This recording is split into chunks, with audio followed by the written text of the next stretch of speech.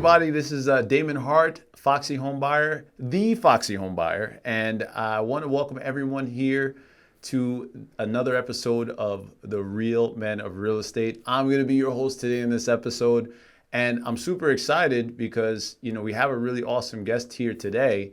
But before we get into the guest, I want to just talk a little bit about us being here at, KCAA and the studios here. If it's your first time seeing me in person, I want to just kind of let you know a little bit about myself.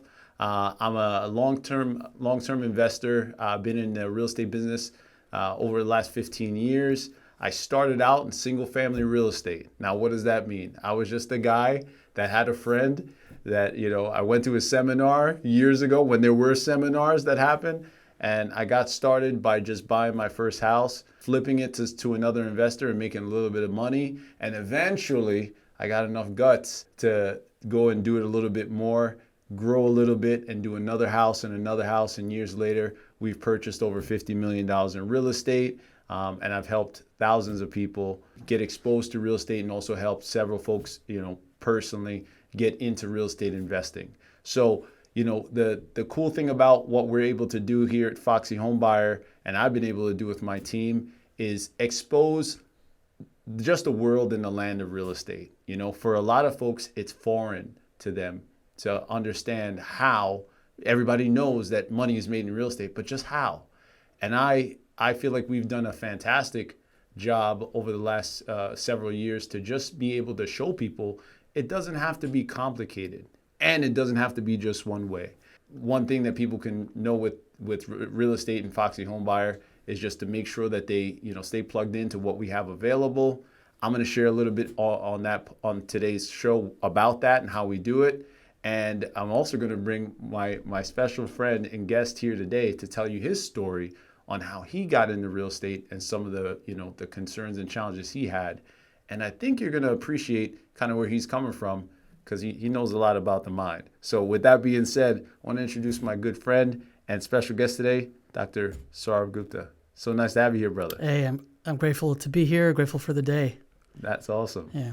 Cool. Well, it is a beautiful day here in Southern California. Absolutely. Finally, we got some sun out of all the rain. Yes, right? Finally. So we're stoked about that. So, for people that are just tuning in for the first time, I know who you are, right? But share, you're just like a really, if the first time we met, I'm just like, this guy is the most like down to earth, non-clinical person that I've ever met, right? We were just having a glass of wine in a real estate event that we met at. And then what I started to realize is that, there's just a magic about how you go about things. But knowing your background, it makes sense. Right, you're a psychologist, right? That's right? So you listen to people all the time. Mm-hmm. So I get that. But tell people that are watching hearing about you for the first time, tell them a little bit about you, just you growing up, your story. Tell me. The guy, huh? Yeah. Yeah. Gosh, I don't know how interesting I can make this without telling everything about myself that people probably shouldn't know. We only got a few minutes. So. But yeah, so my parents are immigrants from India. Yeah. I am too. They brought me over as a little baby. So I grew up under circumstances that you might characterize as like lower middle class. I know a lot of Indians in this country are successful people economically, and my parents were kind of an exception to that. We were lower middle class, and we had everything we needed, but very few of the things that my brother and I wanted. And money was definitely a topic in the household a lot of times, and it was often a topic discussed with a tenor of distress about it and about not having enough to really enjoy the luxuries of life.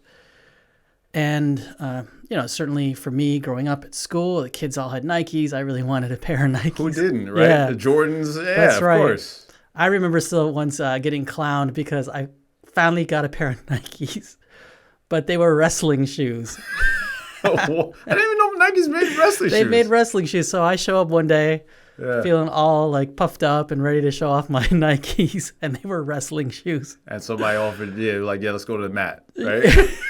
Not the basketball court. Right. That's hilarious. Yeah. Wow. As much as I got picked on, those shoes did not help. No, yeah, I could imagine. So that's awesome. So, okay, obviously, all right. okay, you didn't have money growing up. You were Right. an immigrant, but it sounds, I mean, from what I know of you, that kind of helped forge the person that you are personality-wise. Definitely someone that's reliable, dependable, and definitely someone that strive for more. So now, Absolutely. fast Thank you. forward, I mean, in the last 12 years, you're a psychologist for the last 12 years. You have a booming practice. Thanks. Yeah. I mean, last 7 years, Southern California psychology Centers. centers, right? Yeah. I mean, I don't know the name, but I know you got some action going on over there, and it's just an amazing practice. What do you think that kind of like your background? How do you think that contributed to what you're able to accomplish so far? You mean my background? How did my background contribute? Yep. I think that's easily, I can credit a little bit of struggle. I left home at 18 to go to college, and that was it. I mean, student loans, financial aid, and spending a life of privation for the next, I don't even care to count. Left in 1995 to go to start college, and didn't finish graduate school and all the things that followed after Sure. that in order to get licensed as a psychologist until 2011. So we're talking, that's at least what, 16 years if my math is right? Somewhere around there? Yeah, that's about right. 16, Okay. 17 years. All right. And that's a long time to live under circumstances of privation, like graduate students do. But man, this was protracted. I remember just buying like Hanes white T-shirts and the same kind of khaki pants, and wearing that every day for years and years, and shaving my, not shaving, but using a clipper on my head. Your own head. Yeah, just little ways to live on, $18,000, $19,000, $20,000 a year, what the kind of stipend you'd get as a graduate student. Right. So it was a lot of struggle, and I got mighty tired of it, but I kept the eye on the prize. And when I had the opportunity, so I started practice, and that took off. And I was as surprised as anybody, and grateful. I was suddenly making money that I never experienced before. Right. And it almost immediately leapfrogged over, my parents' social class. Like they'd never kind of made that kind of money. I was a practicing psychologist in independent, private, solo practice, just me in a room with patients coming through, cycling through. And it was great work. And I was just blown away at the money I was making. But it also then, not long after that, started to occur to me, wait a minute, no one's putting away for my retirement. No one's, I got to save out money for my tax liabilities. I have to take care of all this. And what seemed like a lot of money initially started to come down to size a bit. And I was like, okay. And at the end of the day, but it was still good living. But at the end of the day, I was exhausted. You're in a room with somebody, and it's great work. Don't get me wrong. I'm not knocking it at all. It's the most varied and diverse kind of work day a person could ask for. Right. A lot of things come through the door. And you tell me all the time how rewarding it is, right? I mean, it's special.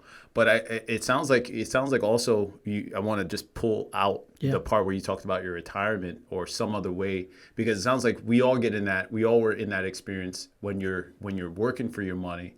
It's the race, right? It's the rat race, so to speak. Yeah. And then it sounds like even early on, you started to notice that, hey, even though I'm making good money, there's got to be some means to an end here, and I have to start investing in something. Yeah. And it seems like that was early from the time when you started, no? Yeah, and if you use the word invest, I think it's not a stretch to say that my first investment was in my practice when I decided to open up a group practice. Right. And the idea was really like, let's give people a great place to work, and maybe not make a whole lot of money off of each clinician who came to work for me, because I wanted to retain them. I wanted them to like working there. But if I got enough of them, I could make a sizable amount of money off of a little bit off of each one. Sure, for sure. And that was the theory. And the other theory was, hey, let's just accept insurance, because I saw a lot of my colleagues saying, hey, cash on the barrel, that's the only way they'll see you. Yeah. And so we accepted insurance, and that was a really smart decision, because there's, when folks are in distress and they want to access their health insurance, they want to find a provider.